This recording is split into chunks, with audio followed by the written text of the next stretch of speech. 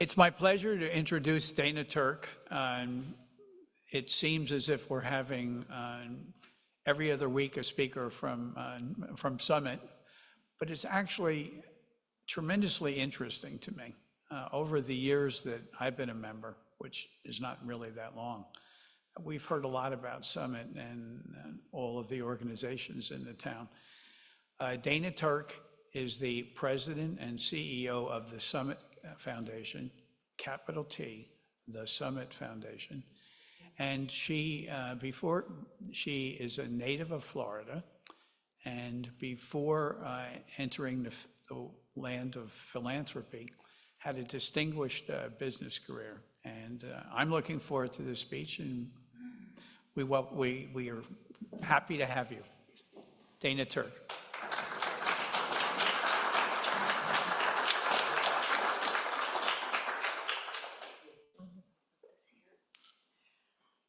It is a pleasure to be here and to meet the very esteemed members of Summit Old Guard. Thank you for having us. I have to say, being here is very uplifting to see the congeniality among you, the level of accomplishment, and the dedication to coming here on a weekly basis and communing. It's really impressive.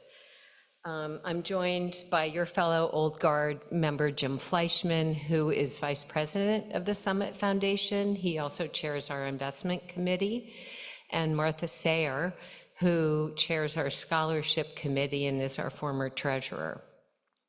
The Summit Foundation is the community foundation of the Summit, New Jersey area. We are a grant-making public charity, a 501c3, and our mission is to foster philanthropic giving and to build resources to address local needs. And our goal is to offer people, donors, flexible ways to make a difference in the lives of their neighbors. We have been doing this since 1972, and the board of the Summit Foundation, we were originally known as the Summit Area Public Foundation, has championed an exceptional vision for the greater Summit area for all people. Our work is furthered through our donors and partners who believe in the human potential not only to thrive, but also to contribute back to society. So what do we do as a community foundation? Can everyone hear me pretty well? Okay. So as a community foundation, we pool resources and we invest those resources for growth and income to support our programs. And our programs are strategic grants to the many nonprofits in the area, scholarships, and various donor partnerships like donor advised funds and things like that. Of our corpus, about 85% of our corpus is principal that is utilized for our foundation-directed funds, discretionary grant making. It is managed by a professional investment advisor and overseen by our investment committee. We are run by a 21-person, all-volunteer board of trustees. We have no salaried staff. That makes us very, very unique. And it shows the dedication of our local area residents to dive into supporting the nonprofit sector and their beneficiaries throughout the community. Our collective investment over the past 10 years has been over $10.5 million, over $6 million in 388 different grants to local nonprofits. We have a handout that was part of our annual appeal last year, but you can see there's a graphic and it shows a number of the names of the nonprofits in the area that we have supported, over 100 just in the past 10 years. $800,000 in scholarships to local high school students, and over $3.5 million in community funds and donor advised funds. Our grants are aimed at supporting essential services, food, housing stabilization, medical care, educational programs, And then life-enhancing services around culture, the arts, access for all people with various disabilities, support programs for older adults, green spaces, and supporting major endeavors from our large institutions, which you'll learn more about when we run the video. We help people support the causes that they care about most and hope to turn people's giving goals into meaningful results. It's really about the power of localized, coordinated philanthropy. As a community foundation, we can help tackle bigger challenges, fund innovative programs, and create a collective impact that might be difficult for an individual to achieve alone. I'm going to talk a little bit about the origination of the Summit Foundation all the way back in 1972. In 1969, there was a variety of tax reform that made it less appealing to have a private foundation or a family foundation, and that had to do with the government decided to impose some taxes on earned income and implemented mandatory contributions, which really made sense so that these private foundations weren't growing and not contributing back to society. So at that time, around 1970, our local council ran a study talking about the viability of creating a community foundation. And in 1972, a group of dedicated residents came together and formed what was known as the Summit Area Public Foundation. And it was only one of about 250 community foundations in the country at the time. And its stated purpose, and I'll read it directly because the language doesn't come easily, is to assist, encourage, and promote the well-being of mankind, and primarily of the inhabitants of the area comprising the city of Summit and its vicinity, regardless of race, color, and creed. And we are truly committed to that original mission 53 years later. And in the first 15 years, the foundation in total gave out about $37,000 in grants. There were scholarships to local police officers' children. We did a lot with the Boy Scouts in the Summit area, and then various programs at Summit YMCA and Overlook Hospital. To compare that to now, we are able to contribute over $1 million a year back into the community. So you can see that we've grown quite a bit.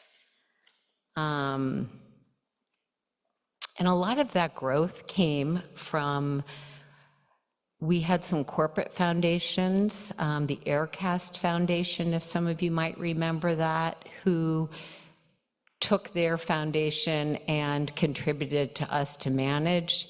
And we also benefited from some very sizable bequests throughout the 1990s. Our former president, who was president for almost 30 years, Jack Cooper, was a very long-time Summit resident. Some of you may know Jack. He was a founding partner at Linda Berry Cooper Law Firm. And really, while, through his work, was able to connect with a lot of people utilizing their trust and estate services, but said, listen, the Summit Foundation is a great way to give back in a variety of ways to the community. And those bequests have created a multiplier effect of impact in our ability to grant to places with certain needs. In the pandemic, pretty much a month before COVID started, we initiated a rebranding and changed our name to the Summit Foundation from the Summit Area Public Foundation. It felt like there were too many words and too many Summit Foundations in our community. The pandemic gave our foundation a really interesting opportunity to support the community in a way we never would have imagined. And at that time, if you remember, in those first 6 to 8 weeks, literally our local downtowns were ghost towns. Nobody was leaving the house. and our local businesses were really suffering. And we had in Summit, we have Summit Downtown Inc., which is a nonprofit that helps support and promote our local businesses, which are really critical to making our area so vibrant. And we offered a $50,000 matching grant to start a local grant program to the businesses that apply to basically use as they chose, whether it was to pay some workers over the course of the month. That grant brought in, ultimately through 2 different programs, $750,000 in donations from local residents to get our downtown back up and running. And because so much of what we enjoy in this area is a cross-section of our closeness to New York City, the commuters, our downtown that brings so many people in, and this incredibly vibrant nonprofit sector. I think it's such an interesting place to live where we really do know our neighbors. And so that was one of the things we did around the pandemic, as well as to step out of our normal grant cycle and make some very critical support for local nonprofits that were suffering at the time. But going back to our origination, we were really early to the idea of collective responsibility, shared generosity, civic engagement. And if you think about it, philanthropy is really voluntary action for the public good. And philanthropy can step in at times when the government and the private sector might even fall short.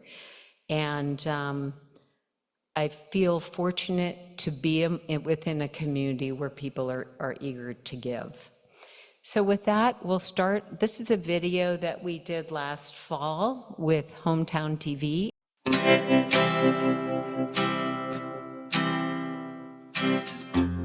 Hi, I'm John Cerruto, and welcome to the special on the Summit Foundation. I'm joined with Dana Turk and Jim Fleischman. Welcome. Thank you. We're glad to be here. Yes, we are. Dana, the foundation, when did it start? What was its mission? And where does it stand now? So the Summit Foundation started back in 1972, and it was originally known as the Summit Area Public Foundation, and it was started by a group of dedicated residents of Summit who wanted to build something lasting to support the nonprofits and various agencies in the community. And the original mission was to promote and encourage the well-being of the Summit area and its residents. And 52 years later, we are still true to that mission. Our mission now is to foster philanthropy, to address local needs, to improve lives in the Summit, New Jersey area, and offer people flexible ways to make a difference.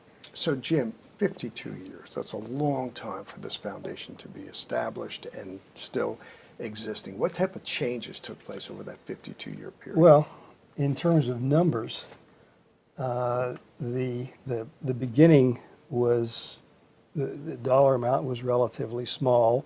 By the year 1990, when Jack Cooper took over as the president, we had roughly $1 million in assets in the foundation. From 1990 until 2024, the assets grew, and in that interim, we've given out substantial amounts of money in addition to growing the foundation. Where did funding come from originally, and where's it coming from now? Funding originally came from individual donations primarily, but the way we truly grew were some sizable bequests about 25 years ago. Jack Cooper professionally is a local trust and estates attorney, and also had a lot of connections within the community, and would talk to people about how do you leave a legacy that's going to continue to add value and to perpetuate terrific programs and services led primarily by nonprofits here. And that came from bequests in people's wills. And some of those were dedicated to specific causes, whether they're medical and health concerns. We have a sizable fund that benefits children that require special medical treatment or education. And that's allowed us to sort of expand just beyond the Summit area. But we've also had a family of G. Morrison Hubbard left a sizable contribution that was going to be dedicated to capital improvements in Summit Public Schools. And that generated grants for 25 years. But we also reach out to the public because much of what we do does not have a specific interest. It's sort of unrestricted and allows us to focus on areas that benefit all sectors of the public. All right, well, let's talk about some of those sectors. Jim, where are some of those grants going locally that are helping out in the city of Summit and the surrounding area? Well, if you drive around Summit, the Summit Foundation has probably helped most of the nonprofits. Overlook Hospital, the Y, SAGE, the Visual Arts, the Park Line. It goes on and on. We could spend the next 5 minutes and I could keep naming them. Wherever there is a need, we will potentially be able to assist. Dana, some of the organizations Jim just mentioned, maybe you can kind of expand on it. What does SAGE do? One of the most unique features of SAGE is they offer an adult medical day center here so that older adults can go to the facility right here in Summit and spend the day with medical staff, but also engaging in games and various activities. It gives their family members a break of care. It allows them to enjoy the day. They also offer Meals on Wheels. They take government assistance. They rely on grants and donations, but also Medicaid. And it allows older adults to remain independent in their homes in places of comfort. This is very unique for a city of 22,000 people to have this facility right here. Why don't you both share an anecdotal story of an impact that you have seen through some of these grants? Reeves Reed Arboretum, we just gave a kickoff grant to them. They are doing all kinds of renovations so that anybody with any kind of disability can be dropped off and access the Arboretum and get to their amphitheater. So much of what we do is making sure that everybody has access to these tremendous resources that we have in our city. I once attended Literacy New Jersey classes, which are adult literacy classes that are run completely by volunteers at Summit High School, and people of all languages are coming in the evening after work so that they can understand English and speak and learn. That's a great thing to witness. One of our taglines is "We're here for good," and that really impels us, I think, to continue to do the work that we're doing and to connect with those who want to make a lasting difference here. And that is a real great example of community at its best. So why don't we move forward? Why don't we meet with the grant committee individuals and the scholarship individuals, and we'll come back and conclude. So we are joined with the co-chairs of the grant committee for the Summit Foundation, Leah Griffith and Catherine Kalin, and the grants, very important part of the Summit Foundation. Tell us something about the grants themselves. So we operate in the town of Summit, as you know, and we're really fortunate because we have a really robust nonprofit community, or nonprofit community that really responds to the community needs. So through our grant making process, we really try to respond to community needs. And in general, that falls into categories including arts and culture, civic and community, health and medical, disabilities, seniors, and food insecurity. That's generally where our grants, end up being, but we importantly respond to community needs. I'm somebody out there in an organization that is in need.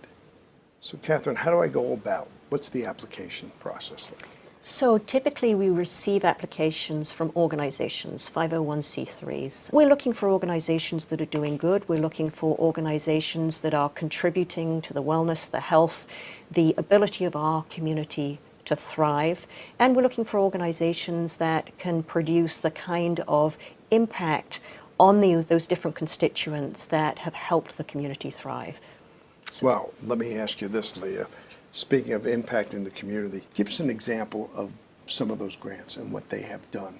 I'll start off with an organization that impacts all of us in our community, which is the Summit Volunteer First Aid Society. There may or may not need the emergency responders arrive at their doorstep. It impacts everybody in this community. It makes our entire community safer. So we really are proud of, our commitment to the rescue squad.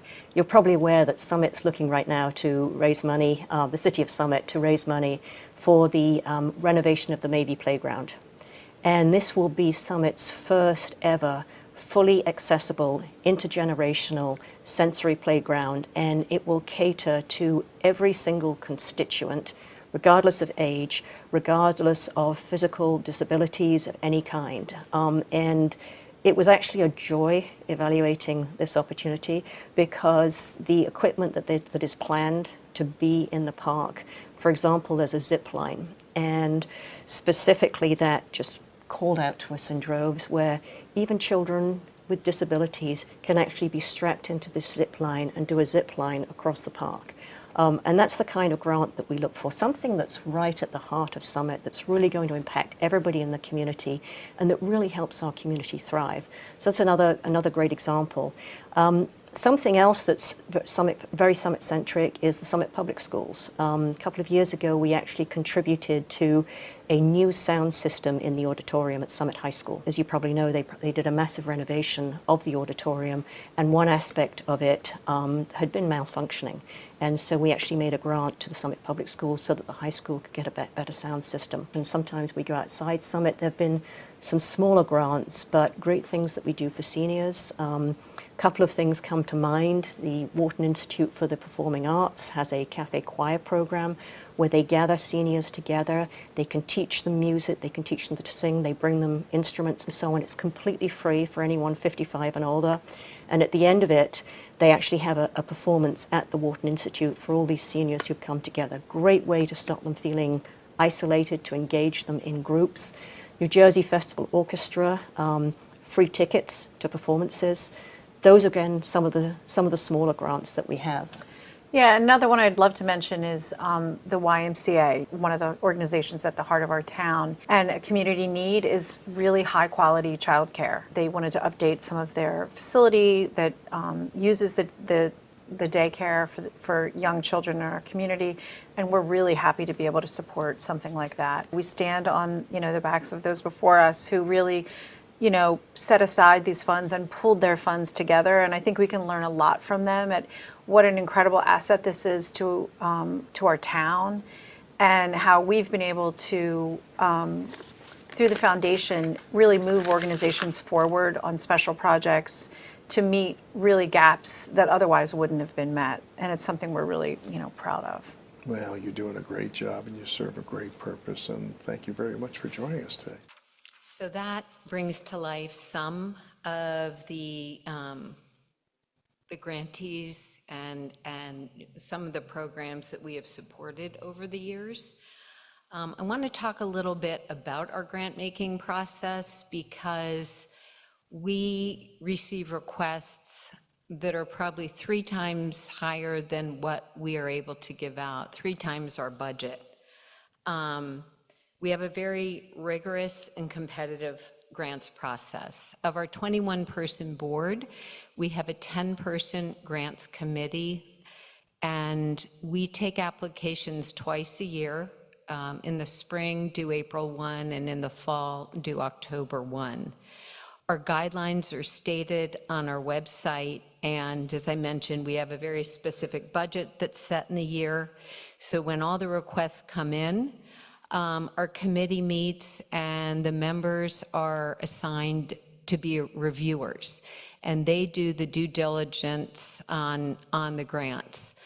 And our due diligence is not just the program that they are that they're applying for, but we look at their governance policies, we look at their Form 990, who's on their board of trustees, do they have people there that are family members of the executive director, have they been there for 20 years?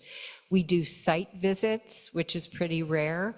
A lot of funders do not go and meet the people who are running the programs. And throughout this cycle of being on the board of the Summit Foundation, everyone is on the grants committee, and when you are the grants reviewer, you remember these programs so well. And you really see how they're being implemented. After we make the grants, every grantee has to submit an evaluation of their program, and then we use that as information before we make another grant.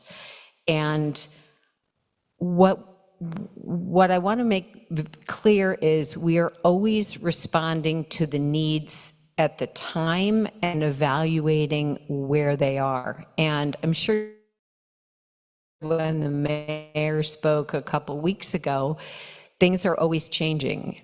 We have long time been supporters of housing stabilization and made grants toward a lot of the nonprofits locally, Bridges Outreach, Family Promise, Elizabeth Coalition for the Homeless, which runs after-school programs for the most vulnerable people who are homeless, which are children. But things change. And during COVID, we did end up having more homeless people come to Summit. We are a train hub. People were being diverted. And the mayor has set up a task force on homelessness to get people connected with the services that will give them initially temporary housing, more permanent housing in Union County, and that has become very effective. And we have 3 board members that just because of different positions in there in our community are on that task force. And one of the women who is one of our grants chairs is leading that task force.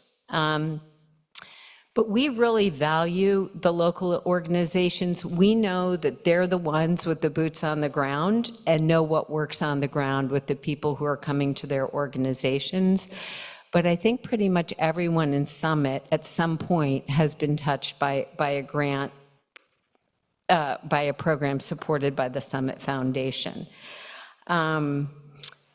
Also, so one of the areas that's a focus area, we call it civic and community resources. And that can be some of the major institutions that you saw in the video, but it's also critical needs like having shelter and also food. So we have made a significant investment in hunger relief. In the past 5 years, we've made grants of over $200,000 to bring fresh produce, non-perishable food, and baby products to the people of our city. And a lot of that, it's a good example of the collaboration that we help to foster among the local agencies, all who have different constituents that are coming to them for these essential services. We have GRACE. We have the Summit Area YMCA, which does a program where 14% of the students in Summit Public Schools are food insecure. They are receiving weekly packages of food that originate from Community Food Bank and are being distributed through the Summit YMCA. These children used to pick up the food on a Friday in a backpack. That ended during COVID, and we now have volunteers. I'm one of them who drive the food to the houses and drop it off. St. Teresa's Catholic Church runs Loaves and Fishes, and then we have Christ Child's Area Baby Center, and then SAGE, which also runs Meals on Wheels. So those are some areas that are working to address hunger locally. We do a lot in the health and medical area. So 6.9% of people in the city of Summit do not have health insurance. When you look out to Union County, that number grows to 13%. And when you don't have health insurance, you're not going to get preventative care, and you're really getting care when there's serious illness. One of an interesting position that we initiated was, again, starting out with children in the Summit Public Schools. And what was happening is children were showing up at school, and we had volunteers taking them to Westfield for care. So we thought, we have Overlook, it's right here in our city. There's a position that a lot of hospitals have now, it's called a community health associate. And that person works with people who are underinsured to connect them with the services that they might need. It could be as basic as food or government assistance. And this was a 3-year pilot that we initiated. It started out with some of the people, volunteers, someone on our board who knew specifically of the situation. It was endorsed by our mayor, or previous mayor, Nora Writest. And we went to Overlook and said, listen, let's try this as a pilot program. It'll help keep people out of your emergency room. It'll help people stay well. It was successful, and Overlook now has funded this as a full staff position. Other areas, medical bed replacements for terminally ill patients at Center for Hope Hospice, the suicide hotline, the 988 lifeline, it's called Contact We Care. Mental health, we've always known about mental health crises. Again, the pandemic, I think, brought that really to light and out in the open. This is a really important resource for mental health. I don't know if some of you are familiar with CASA, the court-appointed special advocates for Union County children in foster care. It's now changed its name to Child Focus. We've made grants over the years to recruit and train CASA advocates for, again, these very vulnerable children. And we just funded a mobile mammography program in Summit that is being run by University Hospital to connect women who might not ordinarily have the time due to work or the knowledge about mammography. These are some of the examples of our health and medical grants. We also do a lot with children and adults with special needs and various disabilities. I talked earlier about bequests that have really brought us into an area that has been very beneficial in a more specialized area. And in 1993, a woman named Donna Ganner left us a bequest of close to $3 million. And that bequest set in motion a very lasting impact that continues to change lives of children. This bequest was specific to children with special needs or requiring special education. It's led us to support programs at Children's Specialized Hospital in Mountainside, which is part of the largest pediatric rehab network in the country for children with severe brain and spinal injuries, spinal bifida.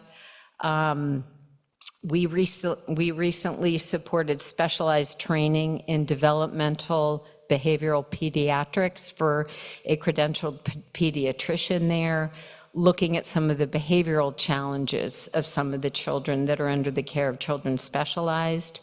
Summit Speech School here in New Providence, which runs a parent-infant program for children, for newborns up to age 3, that with hearing impairment, which helps them acquire language.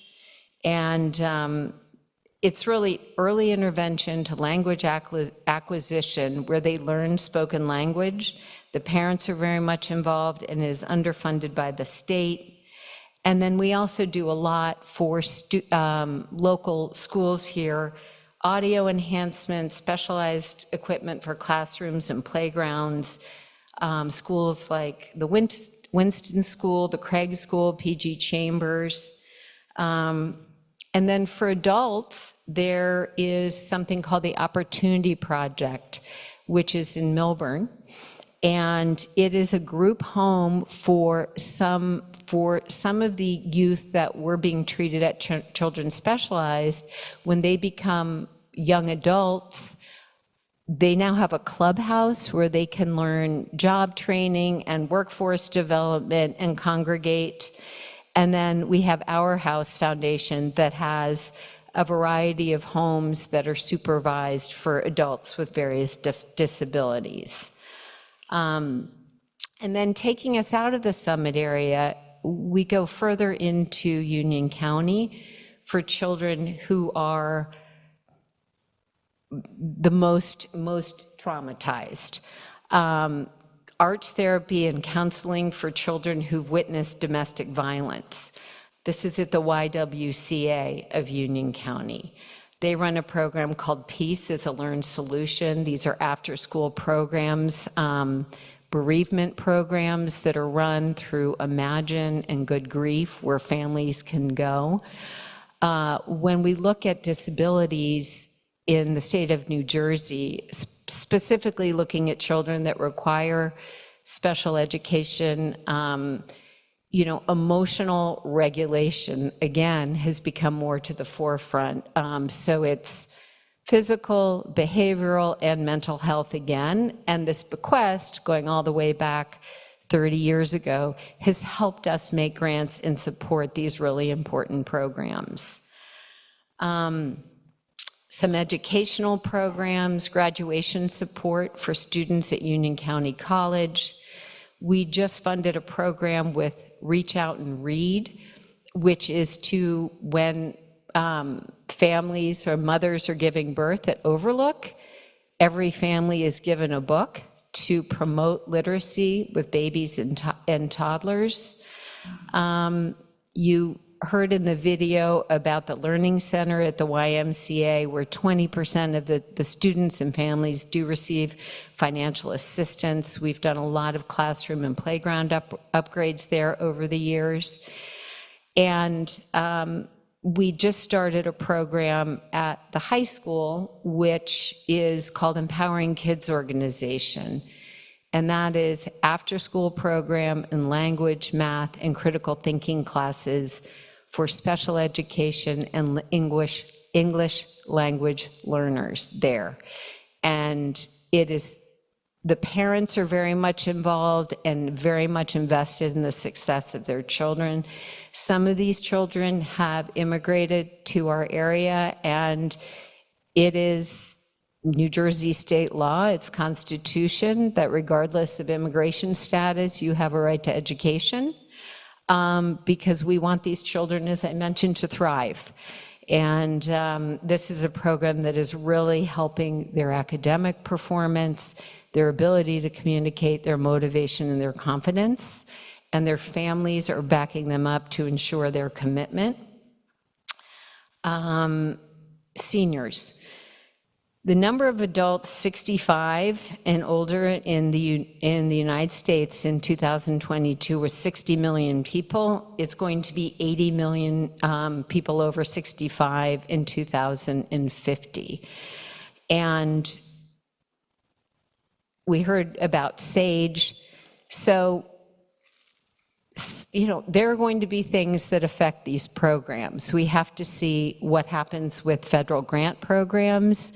We're already aware of it as we're receiving applications, but due to our process, we are not going to jump ahead until we really review all the kinds of grants requests that are coming to us.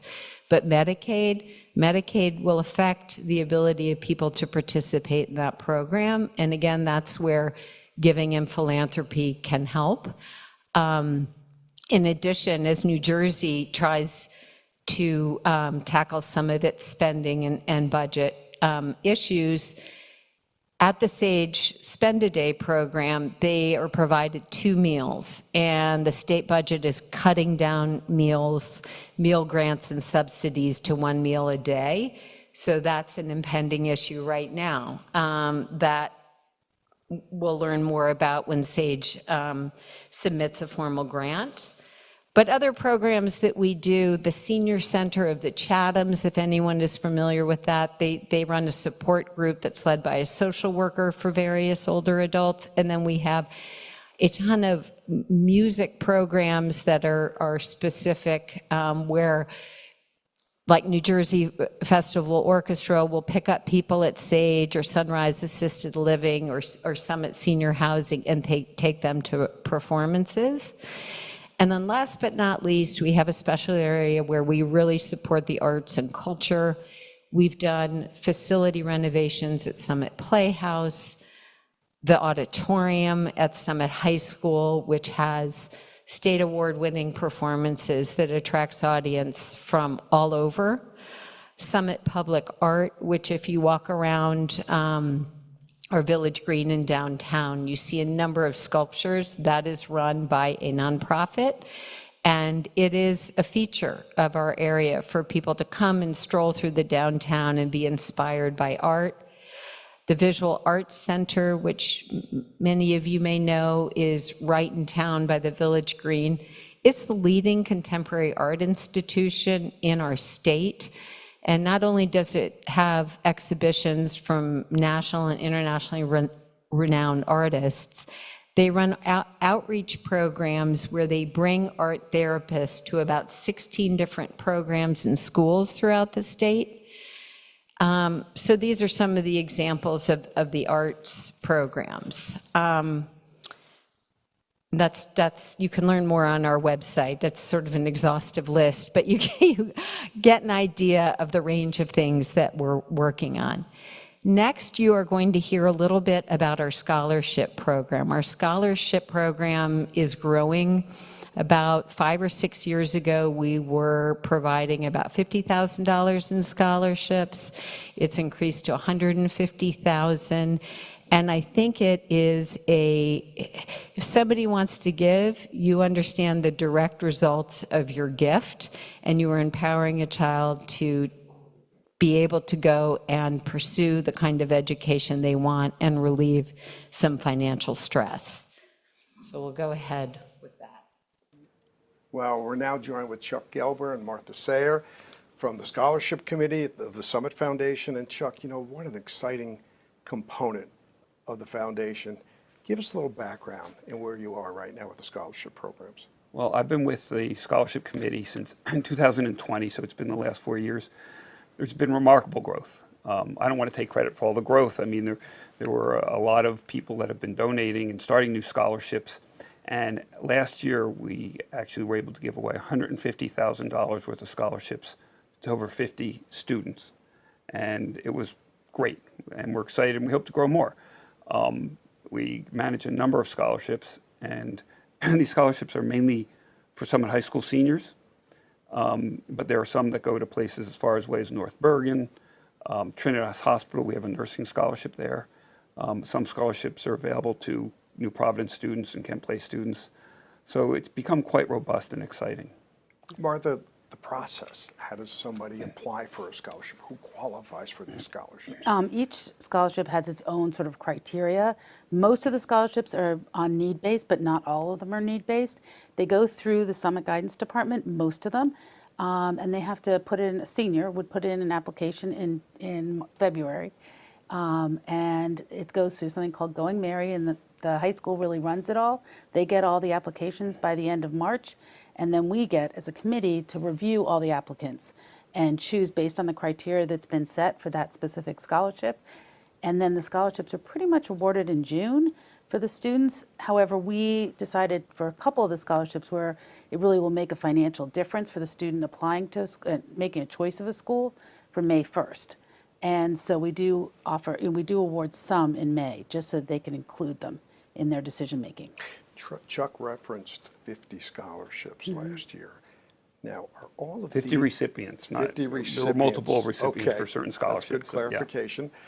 Done on academic merit only? Absolutely not. Some of them are done on we have one scholarship called the Perseverance Scholarship, and that really is for students who might have a B, C average, but they've really overcome something. They may have had to look after a younger sibling. They may have had a medical issue.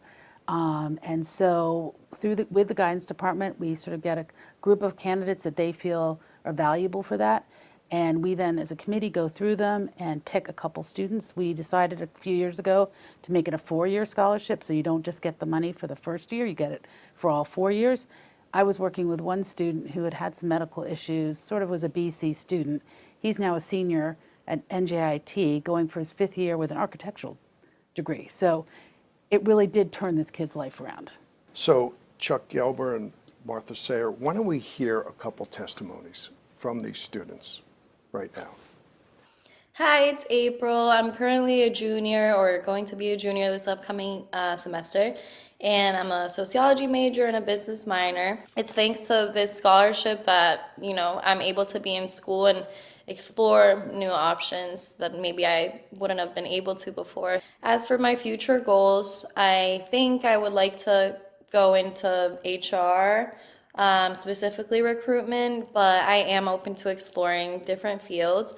I'm currently doing an internship. I love talking to people and I am very outgoing, so I didn't know how I would feel about working in a desk setting, but I actually really enjoy it, and I love the, change in scenario, so thank you for that. And yes, life is going really good right now, and I'm excited for this new semester.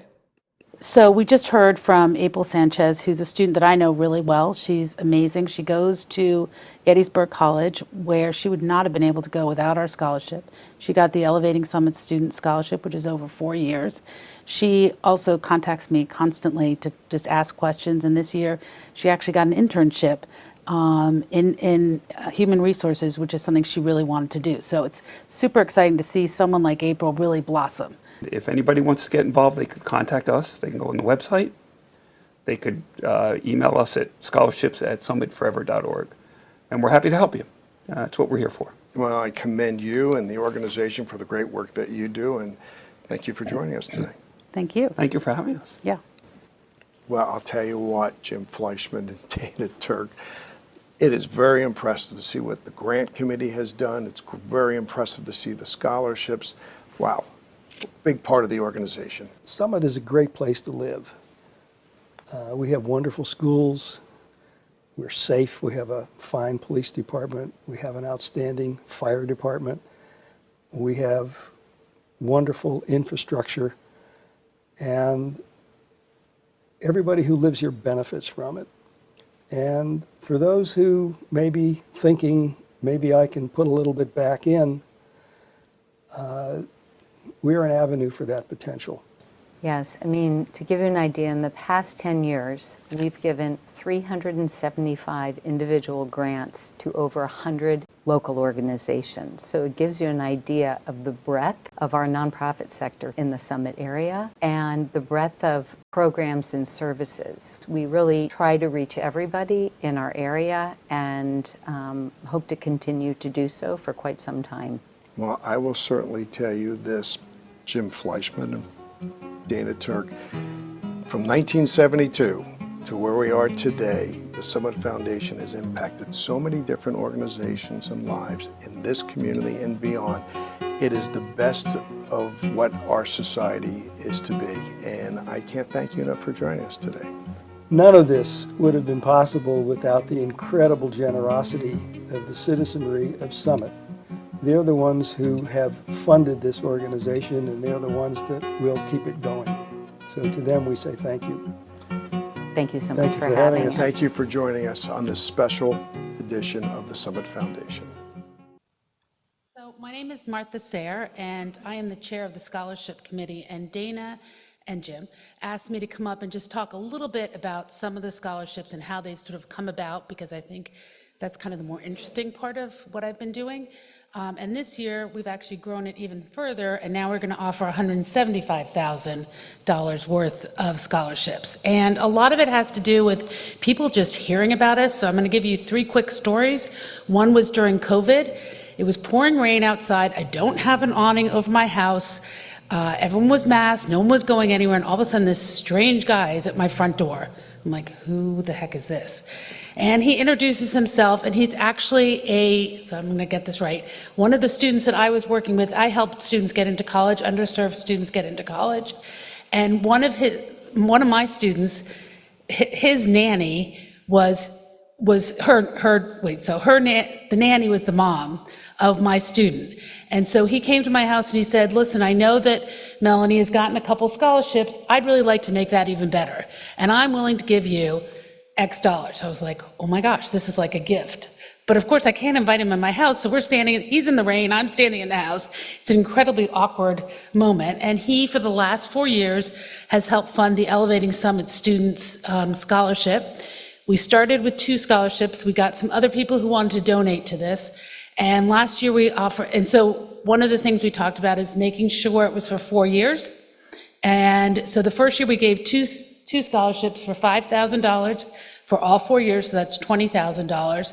Last year we were able to give 4 scholarships to needy students for all 4 years for $7,000. So over time, that scholarship has grown as people have heard about it. And it was truly from a guy coming to my door in a pouring rainstorm.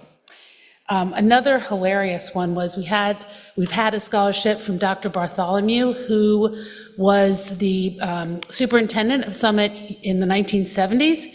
And he had a guy in his backyard doing lawn work for him.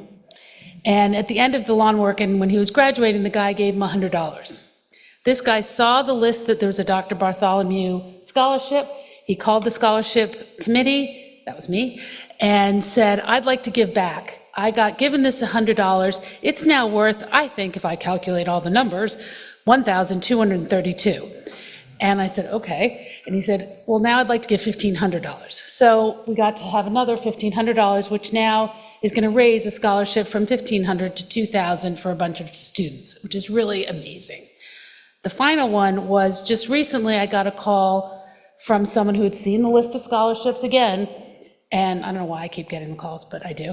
And she said, my parents worked in the Summit area. They were in education. I grew up in Summit. My mom just passed away. My dad passed away about 5 years ago. Could I start a scholarship? I was like, sure, let's talk. Well, she ended up wanting to start a scholarship for $10,000 for 4 years for one student. And she gave us enough money that we'll be able to do this for about 10 years. So a student who wants to go into education, specifically special education in honor of her parents, now the scholarship in honor of her family is going to start this year. So it's a really exciting program, and it's a really exciting time because, as Dana mentioned, the scholarship applications have just gone out, and I work with a lot of these kids. And when they really see that this can make a difference of where they go to school, April Sanchez, who is up there, is one of my students, and she actually would not have gone to Gettysburg without the scholarships that she got from Summit, from the Summit Foundation. And interestingly, her brother, also Danny, also goes to Gettysburg on a similar type scholarship. So the Summit Foundation has really made a difference in these students' lives. So that's it.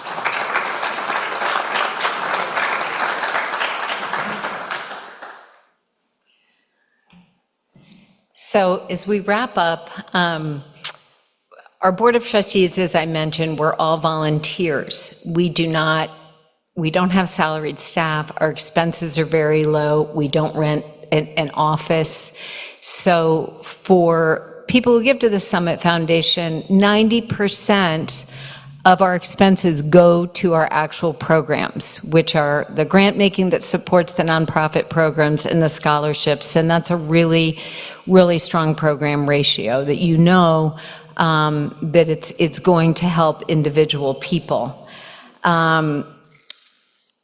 Our vision is to create enduring impact by engaging residents, families, nonprofits, and local networks to expand the possibilities for people to prosper in our area. We want to enrich lives today, but with an eye to the future to the degree we can predict anything. But let's strengthen our community now. There's a quote, if you want to walk fast, walk alone. If you want to walk far, walk together. And I think that it really embodies the idea of collective, localized philanthropy. We are so appreciative of the people who have given throughout our community, of those who preceded us as volunteers or people who work to give back. And we hope to continue to do this for quite some time. So I thank all of you for having us. Happy to answer any questions. Jim and Martha can also field some questions if they like. So that concludes our presentation. Thank you, Steve. Now, how does this work? The, one of the advantages of being the monthly program chair is that I get to ask the first question. I'm curious, I follow in the news that you made a very significant grant to the fire department, and I'd like to hear the details about that. I think someone has a volunteer fire department? Yes. If you could tell that, I'd appreciate it very much. So we were talking about significant community resources, and the fire headquarters is certainly one of those. So probably 3 or 4 years ago, we made a grant of $52,000 to the new fire headquarters on Broad Street. We had a very old firehouse, and our previous mayor in the city initiated the build of the new fire headquarters, which is really an example of firefighter education and safety throughout the state. Our specific grant went to a physical fitness and wellness room, and we had a tour a couple of months ago. I personally feel like I took for granted the kinds of hazards beyond the obvious that firefighters take on, but things like the contamination of the trucks, their clothing, when they come out of a fire. In the old firehouse, there was really no way to fully decontaminate. So this is really helping to preserve the health of our firefighters. They live there. There now in the new fire headquarters are beds and separate spaces for them to rest, because when they're there, they really need to be physically able to go out and do this life-saving work that they do. So thank you, Steve, for bringing that up, because that is a major grant that we made to support our local firefighters. I just have to say that I'm going to steal a tagline from an old commercial and say, the Summit Foundation, it's everywhere you want to be. And thank you so much for enabling so much good work, plus the scholarships that you give directly. Dana, thank you very much for coming and for this valuable information. I have to admit, I've lived in Summit in 4 different homes in my lifetime. The last time, however, was back in 1994. I currently live in Morris County. But I have to admit, I'd never heard of the Summit Foundation until this morning. So my first question is, how do you promote the existence of the Summit Foundation so that people that can participate do?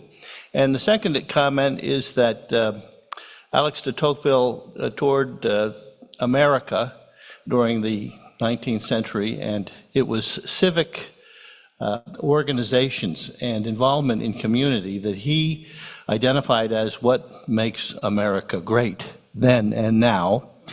And the service that you're providing, I think, to the donors is that for a very small amount, you can take pooled donations together and save the donor the effort, which he may or may not be capable of doing, of determining whether a particular charity is legit and effective.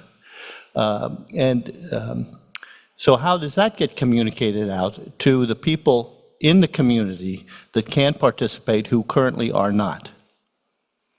Bob, would you like a job as a consultant? Because those are very, very good questions. I'll start with the first one.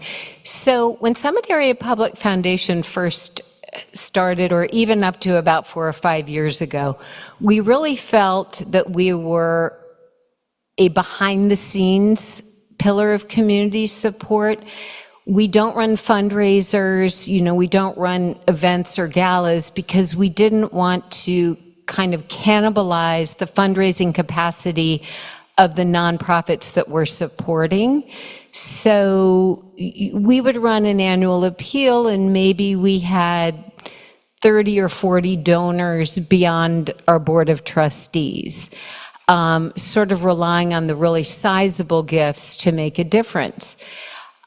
We had a new trustee who's a great marketing person, and that was part of our rebranding as the Summit Foundation back in 2020.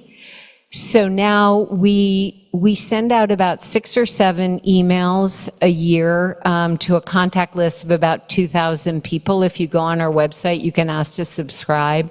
We're very careful not to bombard people. We try to share our grant making and our scholarships. But it's a challenge. We use social media, LinkedIn, Instagram, and Facebook, if you're on any of those, and we will talk a little bit about the programs that we're doing. And we have meetings like this. So we're trying to do the best we can as volunteers, but I find that the person-to-person meetings like this make a real difference because I've lived in Summit 22 years, and I come across people, they know that I've been a trustee for 11 years, and they kind of still don't understand what we're doing. So I do feel like it takes some time, and a lot of it is around educating people about a community foundation. But yes, you are correct. If that somebody wants to give back to a community foundation is the best way to invest in your own community and strengthen it over time. Because our board, we really value a diversity of background and perspective on our board. And I didn't want to talk too much about our board, but it is probably one of the biggest assets of the foundation. We really feel comfortable in voicing our opinions. We're curious. The board members are also out in the community trying to understand the various needs. And that's why everyone is sort of an emissary and comes back to the board. We just had our quarterly board meeting last night, and we're able to speak openly and delve into issues and come to a consensus. Not everyone might agree 100%, but we can, through discussion and a commitment to what our mission is, which is to really reach out to all people to make sure that no pocket is being missed. I don't know if that, hopefully that answers your question.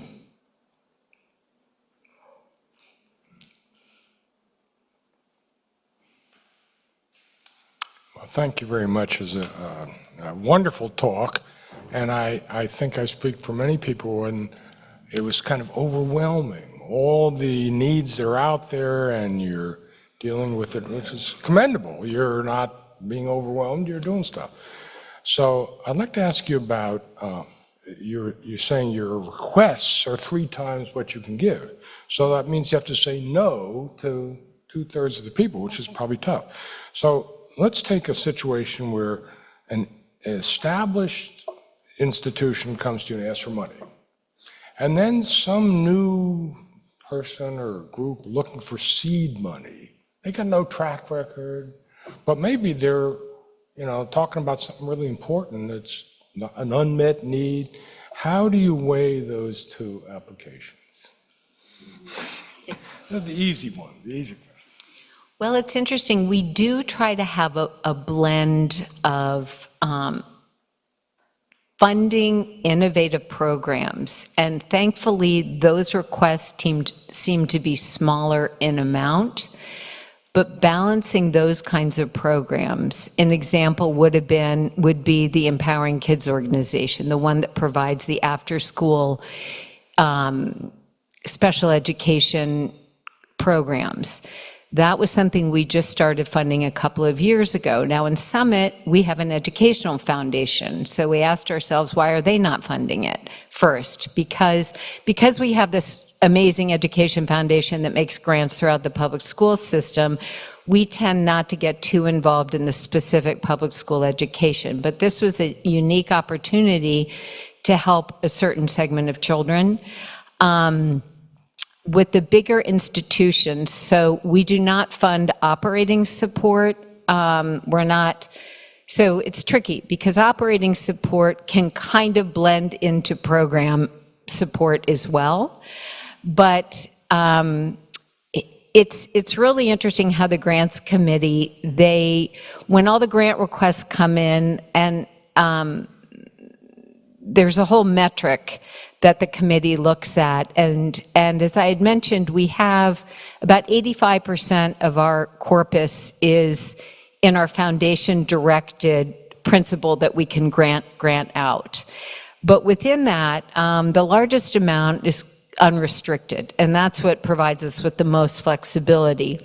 But also within that, I talked about our bequests, and those bequests that came to us have specific purpose. There's restrictions in purpose. I had mentioned the Ganner Fund that supports programs for children requiring special needs in education aged 15 and down. There's two other ones that are specific to health and medical care. We have a smaller fund that was contributed by a former trustee, Gene Fox, that goes toward more environmental initiatives. He was an avid recycler. He brought the recycling program to Summit, which is part of our everyday lives now. So within those, we have specific needs, specific purposes, and that sometimes leads us down to where we have the grant requests come in, and then we look at the money available in those funds. But there is a balance, and after the grants committee comes up with its recommendation, it is presented to the board, and the board members not on the grants committee, which is over half, often have questions too as to how the committee arrived at certain decisions, and we will often amend the overall recommendation and approval process. But it is a balance.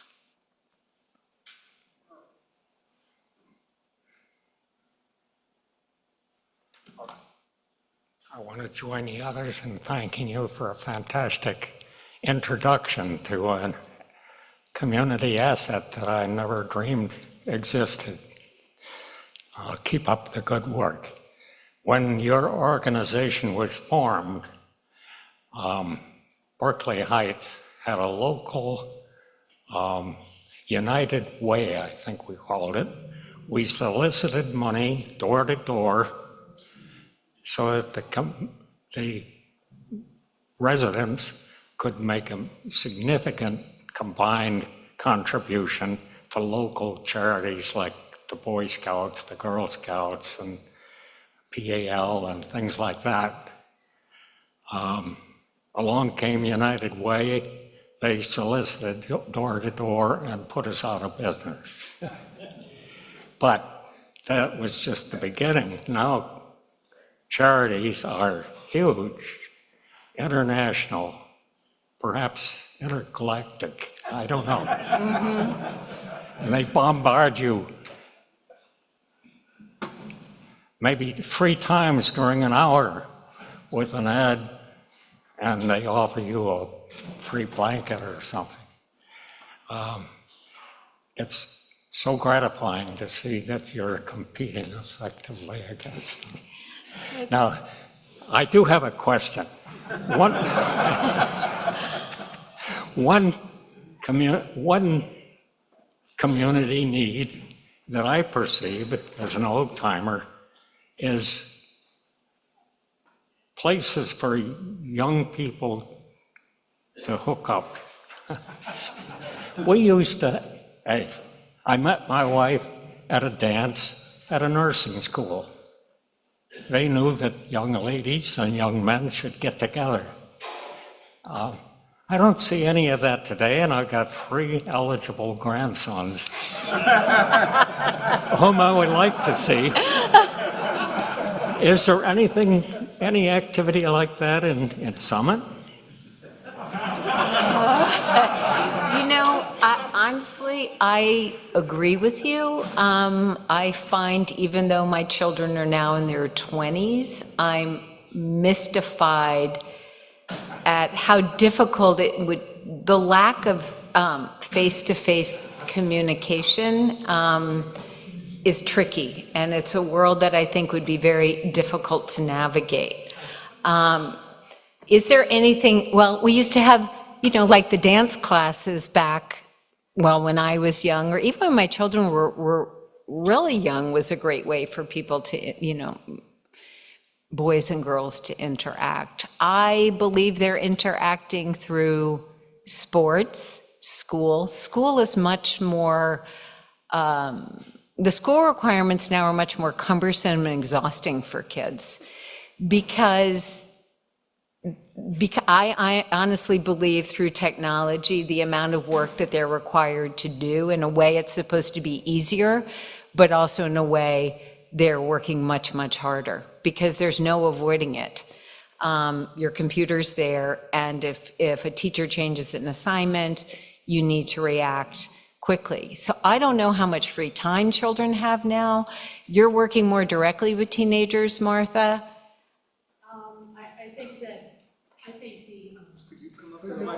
Yeah. From what I see, I also have older children, so I'm not really that involved except for the kids that I'm working with.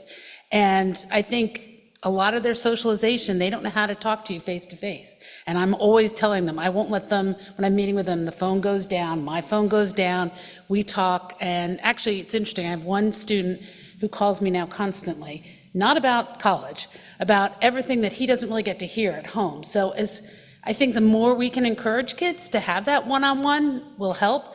The little social dances that happened even when I was in high school, I don't see that happening except with things like prom, but that has become overblown in my opinion. But so I think the more any of us can encourage kids, students, teenagers to talk to us instead of talking to the phone is a huge improvement. I don't know if that really answers your question, but yeah. It's tough. It's a tough one.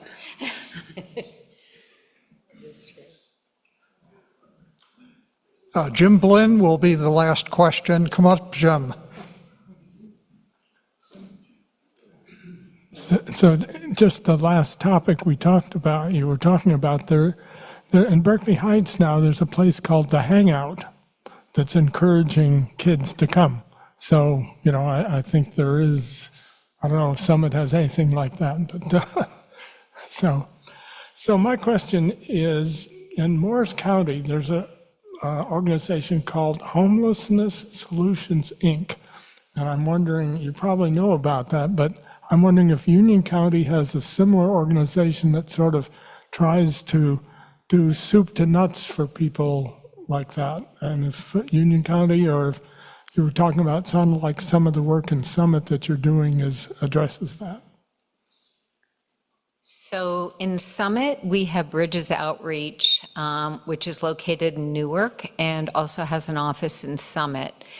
And originally, they were helping local homeless people with things like lunches, showers, a place to convene.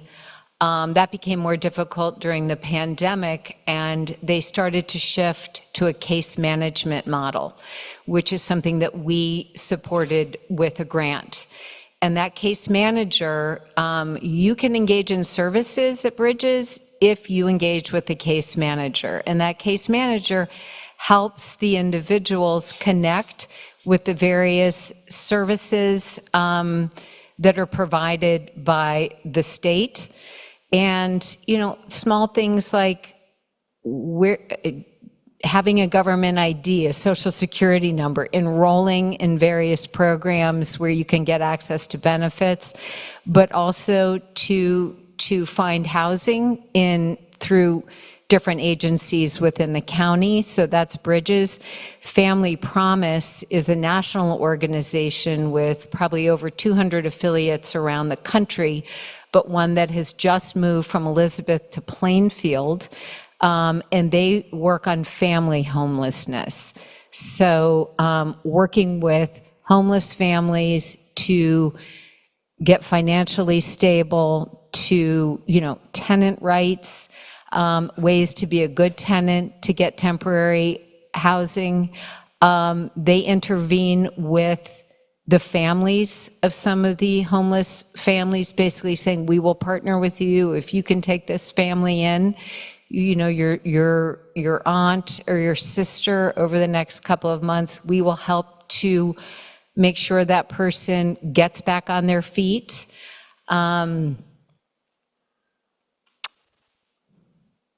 Grace, which Grace is more involved in really human services. Grace is operating out of our community center in Summit and is providing fresh food and a variety of services. It's almost an access point for people, whether it's health and medical care or connection. Food is the basic staple that they're providing, but they're a good resource.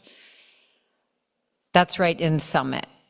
Yeah, Summit helping its people ship, that provides meals. So, but Jim, you were on the board of Homeless Solutions. Was that your group? I mean, what would you say would be the biggest equivalent? There really isn't an equivalent to Homeless Solutions. It's a different structure. It's a different structure. They actually build houses, build residents, rehab old houses, convert them into multi-unit residences. Okay, yeah. And run a large shelter. Okay. Thank you so much, Dana. Thank you very much, Martha. Part of the tradition of the Old Guard is to give our appreciation to our speakers in three ways.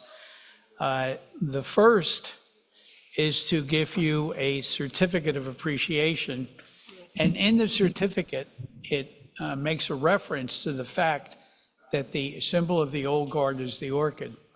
And as part, coincidentally and very fortuitously, in getting to speak with Dana before the presentation, she happened to mention that she loves orchids. So Thank you so much. thank you. And the last thing, of course, is the Old Guard salute.